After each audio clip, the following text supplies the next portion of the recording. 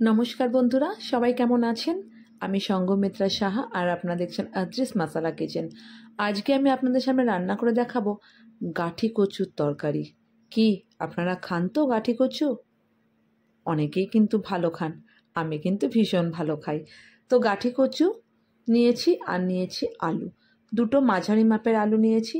গাঠি কচুগুলোকে আমরা ভালোভাবে খোসা ছাড়িয়ে নিয়ে এইবারে মাঝখান থেকে আমরা পিস করে নিয়েছি।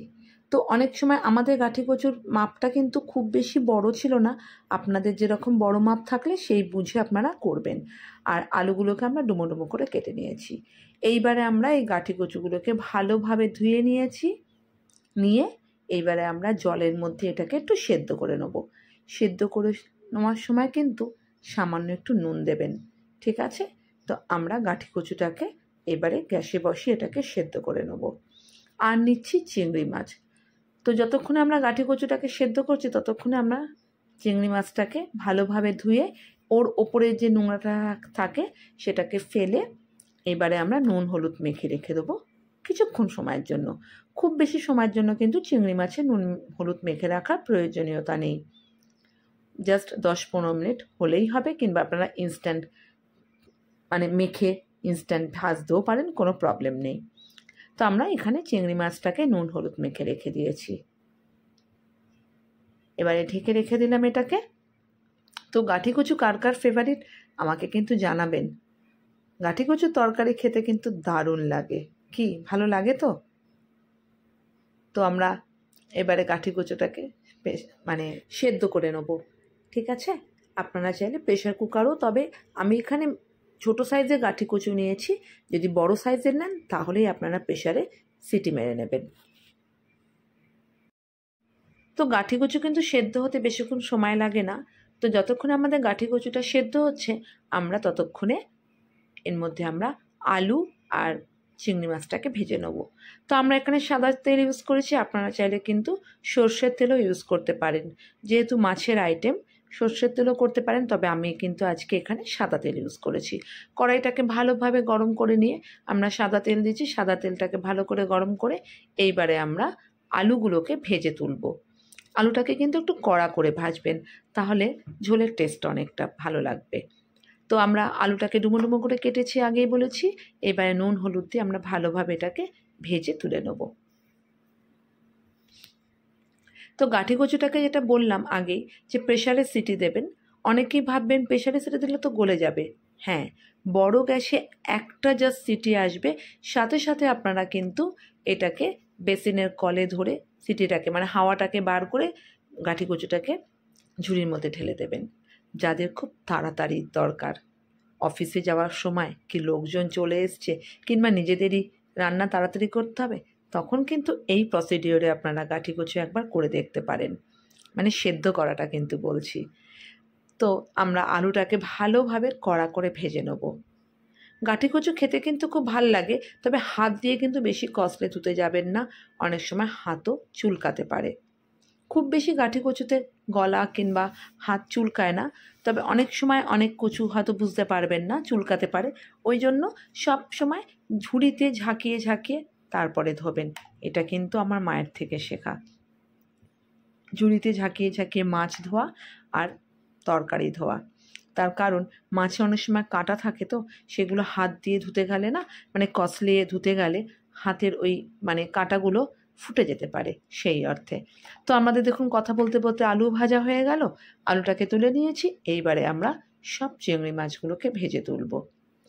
চিংড়ি মাছগুলোকে কিন্তু একটু লালচে করবেন, খুব বেশি লালচে করবেন না। হ্যাঁ, তো আমরা চিংড়ি মাছটাকে এবারে তেলের মধ্যে ভালোভাবে ভেজে নিচ্ছি। এতে কিন্তু মশলার পরিমাণ ভীষণই কম, আর খেতে কিন্তু ততটাই সুস্বাদু হয়, আর খুব তাড়াতাড়ি রান্না হয় কিন্তু এটা। আপনারা চাইলে কিন্তু চিংড়ি মাছ না দিয়েও করতে পারেন, তবে চিংড়ি মাছ যেই রান্নায় পড়বে তার কিন্তু কথাই নেই, বাহবা লেগে যাবে। আর বাচ্চারাও যদি অনেক সময় গাঠি কচু, অনেক সময় কি বেশিরভাগই এখনকার বাচ্চারা তো খেতেই চায় না, তবে যদি একটু চিংড়ি মাছ দেন খাবে। বললাম তো, এইভাবে করে দেখুন, দারুণ লাগবে কিন্তু খেতে। আর আপনারাও কিন্তু একবার করলে বারবার করতে ইচ্ছা করবে। তো আমরা চিংড়ি মাছটাকে ভালোভাবে ভেজে তুলে নেব। তো আমাদের চিংড়ি মাছ ভাজাও কমপ্লিট হয়ে গেল। দেখুন খুব বেশি কিন্তু ভাজিনি, খুব বেশি লালচেও করিনি, আবার খুব বেশি কাঁচা কাঁচাও রাখিনি। এবারে তেল থেকে চিংড়ি মাছটাকেও তুলে নিলাম। তো দেখুন এতক্ষণে কিন্তু আমাদের গাঁঠি কচুও প্রায় সেদ্ধ হয়ে গেছে। দেখুন গাঁঠি কচু কিন্তু আমাদের সেদ্ধ হয়ে গেছে। একটা আপনারা চামচে তুলে নিয়ে একটু হাত দিয়ে টিপে দেখবেন, মোটামুটি 75% হয়ে গেলেই আপনারা নামিয়ে নেবেন। 100% নয় কিন্তু, তাহলে কিন্তু একদম ঘাটা ঘাটা হয়ে যাবে, মানে গলা গলা হয়ে যাবে, ভাল লাগবে না। মানে মুখে দিলে গাঁঠি কচুটা মানে গলে যাবে, আর হাত দিয়ে টিপবে যখন তখন একটু শক্ত শক্ত লাগবে। খুব বেশি শক্ত নয় অবশ্য, ওই রকম সেদ্ধ করবেন। তো গাঁঠি কচু আমরা কিন্তু ঢেকে দিয়েছিলাম। ঢাকাটা কিন্তু যখন একটু বাদে হবে না, জল পড়ে যাবে, তখন কিন্তু ঢাকাটাকে খুলে রেখে গ্যাসের আঁচ কমিয়ে দিয়ে সেদ্ধ করতে হবে।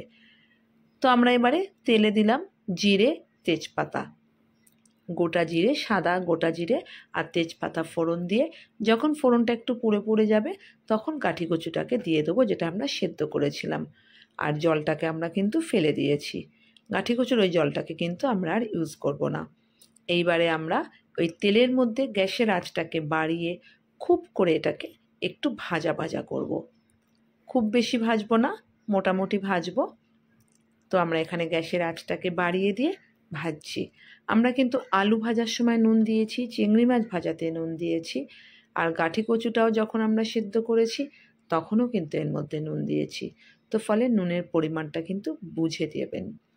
এইবারে দিয়ে দিয়েছি হলুদ আর সামান্য নুন দিয়ে ভালোভাবে এটাকে ভেজে নেব, প্রায় একটু লাল লাল হবে। তারপরে এই গাঁঠি কচুর তরকারিটা কিন্তু ভাতের সাথে দারুণ লাগে খেতে, মনে হয় এক তরকারি ভাত দিয়েই সব খেয়ে উঠবেন, এতটা ভালো লাগে খেতে। তো আমরা গাঁঠি কচুটাকে ভালোভাবে একটু লাল লাল করে ফ্রাই করে নেব। যেহেতু আমরা এটাকে সেদ্ধ করে নিয়েছি, দেখবেন একটু কিন্তু গলা গলা হবে, খুব বেশি কিন্তু গলা গলা হবে না, তাহলে কিন্তু ঝোলের টেস্টটা ভাল লাগবে না, লোদ লোদ হয়ে যাবে। এইবারে আমরা আগে থেকে ভেজে রাখা চিংড়ি মাছ আর আলুটাকে দিয়ে দেবো। এই রান্নাটা কিন্তু ভীষণ সহজ পদ্ধতি, খেতেও কিন্তু অসাধারণ হয়। আবারও বলছি, বাড়িতে এটা অবশ্যই ট্রাই করবেন, আর কার কীরকম লাগলো জানাতে কিন্তু ভুল করবেন না। আর যদি আমার এই রেসিপিটা ভালো লেগে থাকে, তো আমার এই চ্যানেলটি কিন্তু সাবস্ক্রাইব করবেন, শেয়ার করবেন, আর পাশে থাকা বেল আইকনে অল বাটনটা কিন্তু প্রেস করবেন। তো আমরা আলু আর চিংড়ি মাছটা দিয়ে ভালোভাবে নেড়ে ছেড়ে এইবারে দিয়ে দিলাম এর মধ্যে কাঁচা লঙ্কা। কাঁচা লঙ্কা কিন্তু বাটা দিয়েছি, কারণ আমরা এখানে ঝোলে কোনো রকম সেরকম মশলা ইউজ করব না, খুবই অল্প মশলা ইউজ করব, তাই জন্য কাঁচা লঙ্কার পরিমাণটা আমরা এখানে 2 চামচের মতন দিয়েছি। তবে যে যেরকম ঝাল খান তারা সেরকমই ঝাল দেবেন। তবে এই গাঁঠি কচুর যে কোনো আইটেমে না ঝালটা খুব তাড়াতাড়ি ধরে, ওই জন্য ঝালের পরিমাণটা কিন্তু বুঝে দেবেন। আগে থেকে কিন্তু বেশি ঝাল দিয়ে দেবেন না, গোটা লঙ্কা চিড়ে চিড়ে দিয়ে দেবেন কি গোটা দিয়ে দেবেন, যার যেরকম ঝাল লাগবে সে মেখে খেয়ে নেবে। এইবারে আমরা এর মধ্যে দিয়ে দিলাম প্রায় 2 গ্লাসের মতন জল।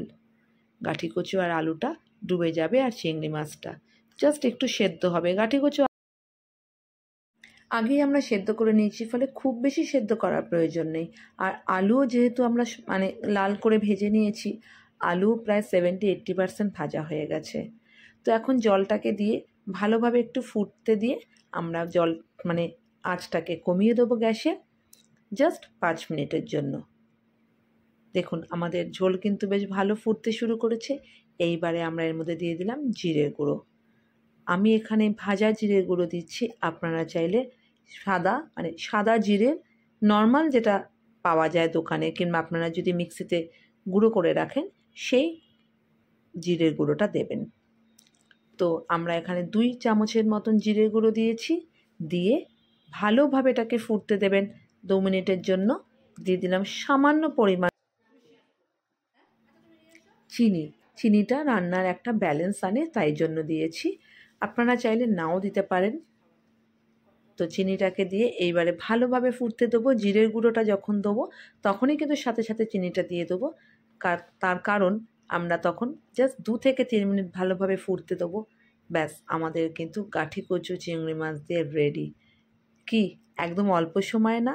ভীষণই অল্প সময়ের জন্য কিন্তু একদম কম সময় লাগে। যদি আপনাদের সব কিছু বাড়িতে মজুদ থাকে, রান্না করতে খুব বেশি হলে আধ ঘন্টাও লাগবে না কিন্তু। তো আমাদের তৈরি হয়ে গেছে চিংড়ি মাছ দিয়ে গাঠি কচুর তরকারি। যদি বন্ধুরা আপনাদের এই রেসিপিটা আমার ভালো লাগে, অবশ্যই আমার চ্যানেলটি কিন্তু সাবস্ক্রাইব করবেন, শেয়ার করবেন আর পাশে থাকা বেল আইকনটা প্রেস করে দেবেন। তো আবারও দেখা নতুন কোনো রেসিপির সাথে। সবার কার কীরকম লাগলো জানাতে কিন্তু ভুল করবেন না। আর অবশ্যই কিন্তু এটা ট্রাই করবেন। খুব অল্প সময়ের জন্য অসাধারণ একটা রান্না, খেলেই কিন্তু বারবার খেতে ইচ্ছা করবে। তো আবারও দেখা হবে নতুন কোনো রেসিপির সাথে। সবাই ভালো থাকবেন, সুস্থ থাকবেন। নমস্কার।